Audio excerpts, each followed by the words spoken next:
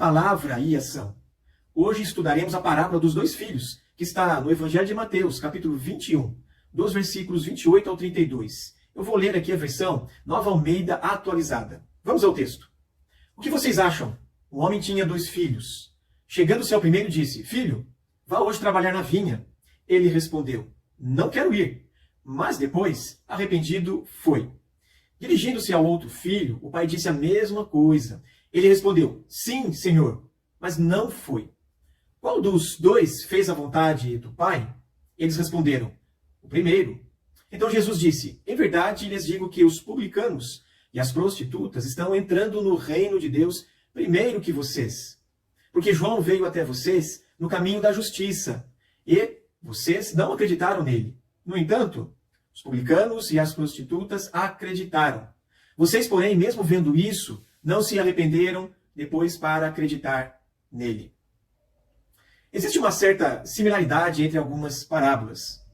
Na parábola dos trabalhadores na vinha, de Mateus capítulo 20, dos versículos 1 ao 16, Jesus ilustrou algumas verdades falando do trabalho em uma vinha.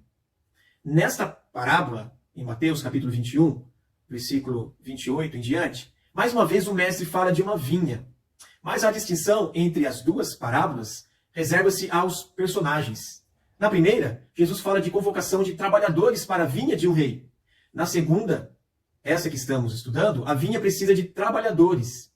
Mas o Senhor da vinha convoca os seus 2 filhos para o trabalho. Entretanto, cada uma tem a sua lição própria, diferenciada pelos princípios e finalidades inseridos no enredo de cada uma das parábolas. A classe religiosa dos judeus era decisivamente inimiga de Jesus e refutava tudo quanto era ensinado. Também com muita propriedade e inteligência, Jesus ensinava princípios de vida do reino dos céus e replicava com argumentos as insinuações maliciosas dos seus opositores. Nesta parábola, especificamente, Jesus faz uma distinção entre 2 classes de pessoas que os judeus discriminavam: a classe religiosa e a classe desprezada dos pecadores, isto é, os publicanos e meretrizes. Jesus, com sabedoria, não apenas reprovou esta discriminação, mas lhes ensinou o modo como Deus vê esse tipo de problema e como se resolve.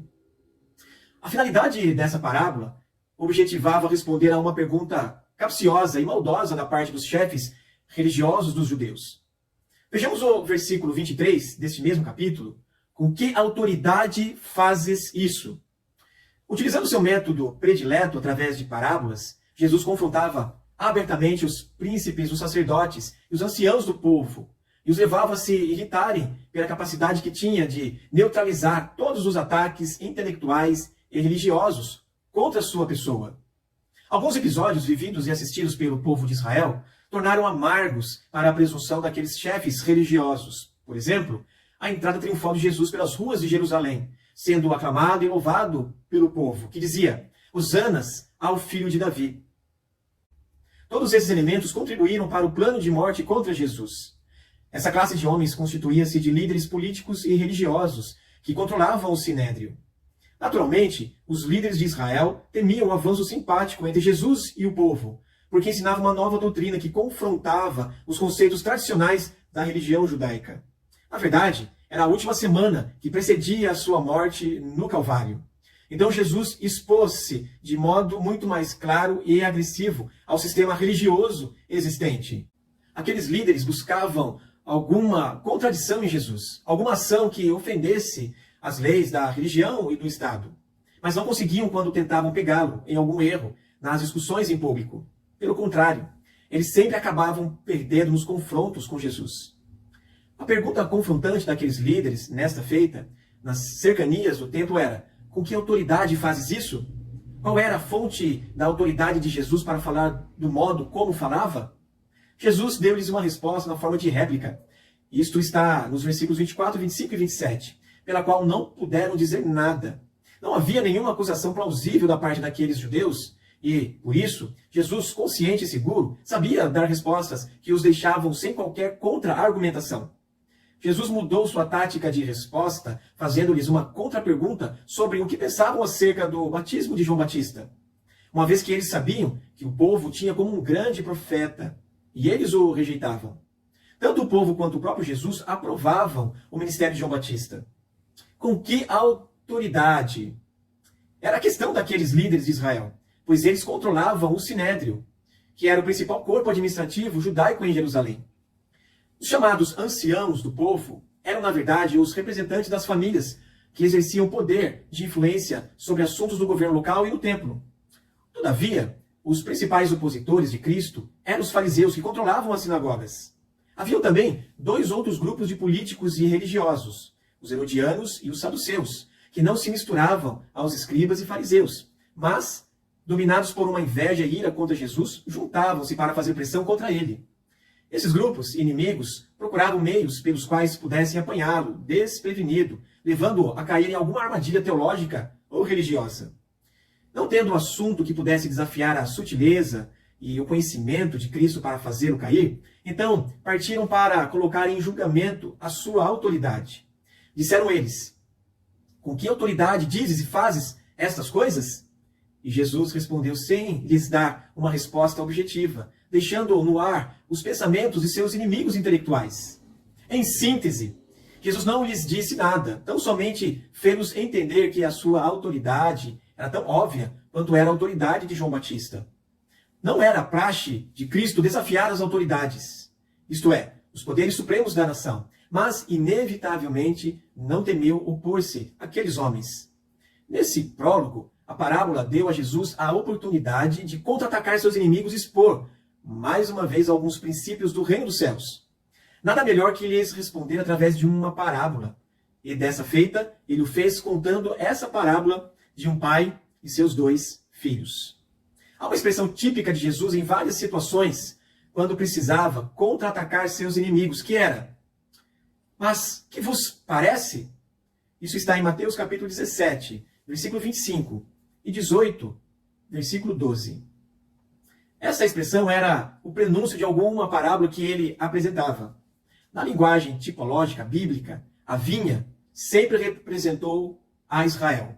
Nós vemos isso em Salmo, no capítulo 80, dos versículos 8 ao 19, em Jeremias capítulo 2, versículo 21, e Ezequiel capítulo 19, versículo 10.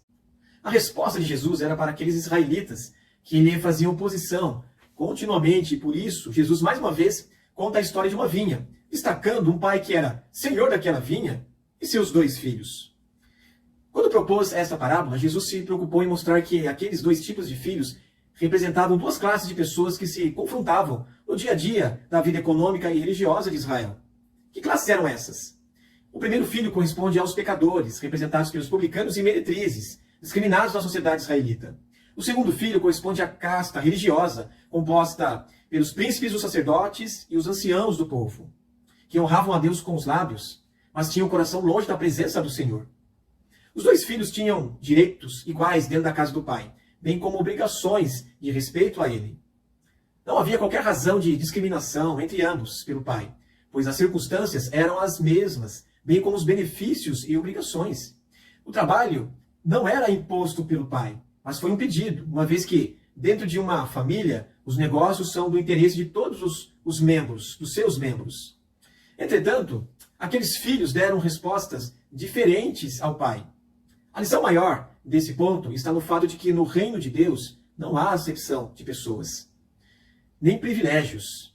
Em relação ao reino de Deus, não importa se são pecadores ou religiosos, todos têm direito a entrar, desde que tenham atitudes sinceras de arrependimento e fidelidade ao Senhor.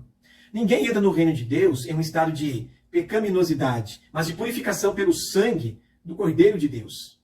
No entanto, o que se destaca neste ponto é a atitude de cada um daqueles filhos.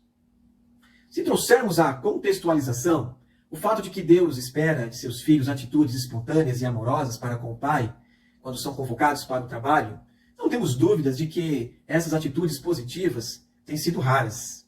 A vinha depende da disposição dos filhos, no sentido de atender à convocação do Pai Celestial para trabalhar.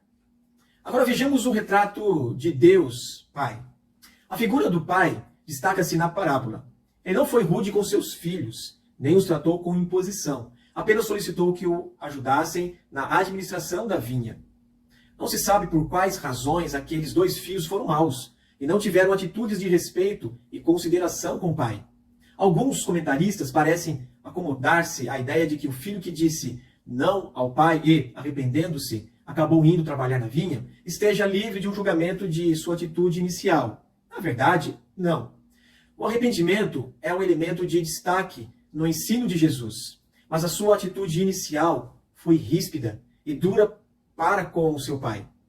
O segundo filho não foi menos ou mais rude, porque a sua atitude foi ainda mais reprovada por Jesus. Porém, nesse ponto, é o pai que se destaca como alguém que deseja contar com seus filhos na administração da sua vinha. Ele é o retrato do Pai Celestial, sempre amoroso e pronto a dividir as responsabilidades pela vinha na terra, que é a sua igreja. Quando agimos displicentemente com a casa do Pai, a sua igreja, nossa atitude não difere dos filhos indolentes da parábola. Naturalmente, a interpretação dessa parábola não se prende à resposta objetiva de Jesus aos judeus, mas sugere um ensino para o relacionamento dos crentes em Cristo com o Pai Celestial. É fato consumado que somos filhos de Deus e alcançamos esse direito filial através de Jesus Cristo. Ambos os filhos receberam o mesmo pedido da parte do pai. Filho, vai trabalhar hoje na minha vinha. Mas ambos deram respostas distintas ao pai.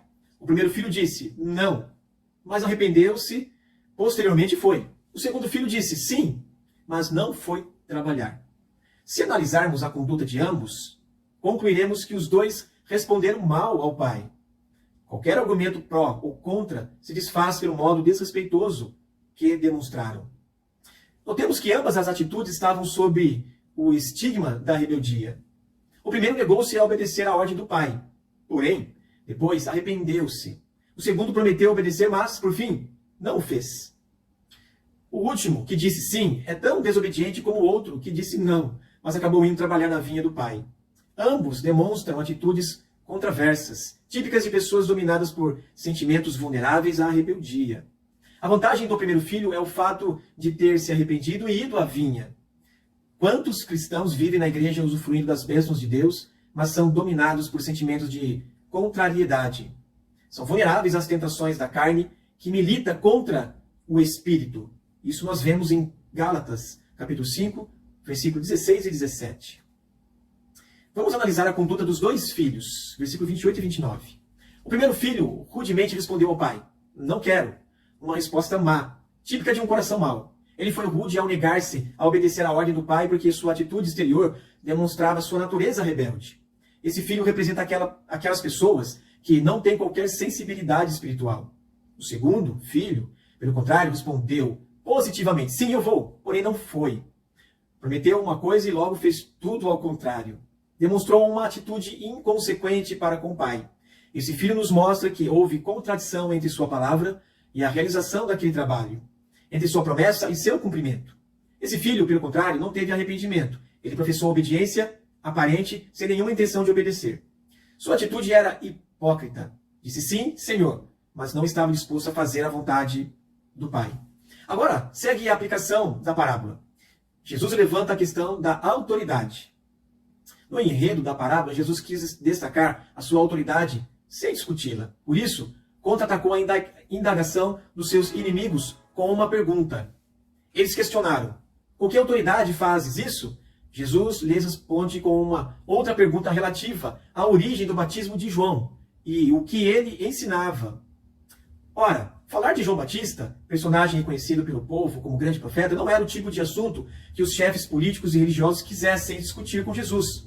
Eles foram colocados num beco sem saída, pois, se negassem a origem espiritual do ministério de João Batista, seriam rejeitados pelo povo.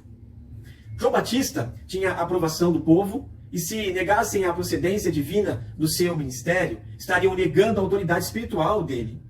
Jesus, então, diante da resposta diplomática daqueles homens em afirmar que não sabiam de onde vinham a autoridade de João, contra-atacou com uma resposta seca e objetiva ao declarar: nem eu vos digo com que autoridade faço isso. Depois de neutralizar seus oponentes, Jesus reforça sua resposta contando-lhes a parábola e começou com uma pergunta: mas que vos parece? Ele expôs sua parábola e, ao final, fez outra pergunta solene. Qual dos dois fez a vontade do Pai? A resposta a essa pergunta de Jesus deve ser analisada sobre a ótica da atitude de cada filho. Ações versus palavras. Esses dois elementos, ação e palavra, revelam o caráter daqueles filhos. Os dois tinham pecado contra a autoridade do pai. Um foi áspero e duro, o outro foi falso e mau. Por esta imagem, refletida pelos filhos, podia-se estabelecer o verdadeiro caráter de cada um deles. O primeiro disse não, mas arrependendo-se foi. Sua resposta foi do tipo que o pai não esperava dele. Entretanto, mudou de atitude depois. A Bíblia nos deixa entender que todo aquele que se arrepende de uma má conduta encontra acesso a Deus. O outro filho deu uma resposta positiva, a melhor que aquele pai podia ouvir. Mas na verdade sua atitude era falsa. Existem muitos cristãos que têm lábios doces nas respostas, porém seus corações dizem o contrário. Professam pertencer ao Senhor, mas são desobedientes e rebeldes. Concluindo, aprendemos nessa parábola que esses dois filhos representam duas classes de pessoas. Uma é aquela que exibe religiosidade, mas não passa de aparência, sem nenhum conteúdo. A outra é aquela classe pecadora, desprezada e discriminada, mas que pode ser alcançada pela graça de Deus porque não tem nada a esconder. Uma é falsa e dissimulada, a outra é pecadora, mas é autêntica. Não esconde o seu pecado. A graça de Deus é para todos. Perguntas para pensar. O que você acha que Jesus estava ensinando com essa parábola? O que significa o Pai? O que significa cada atitude de cada filho? Qual é a vontade do Pai?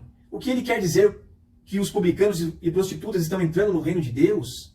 Por que Jesus cita João Batista? E por que Jesus enfatiza o arrependimento e o crer? Vamos finalizar com 2 versículos para memorizar? O primeiro está em Mateus capítulo 3, versículo 2. Arrependam-se, porque está próximo o reino dos céus. O outro, Marcos capítulo 1, versículo 15. O tempo está cumprido e o reino de Deus está próximo. Arrependam-se e creiam no Evangelho. Terminamos aqui então este estudo. Que Deus abençoe sua vida e sua família.